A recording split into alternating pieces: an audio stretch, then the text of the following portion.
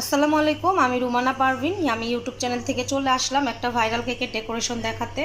এই কেকটা কিন্তু আমার নিজস্ব ডিজাইন না, এটা হচ্ছে অনেক বর্তমানে চলছে এই কেকটা। তো আমি আমার মতো করে অনেকটাই ডিজাইনটা এটাতে অ্যাড করেছি, কারণ অনেক সময় অন্যের কেকটা সেম টু সেম করা পসিবল হয় না।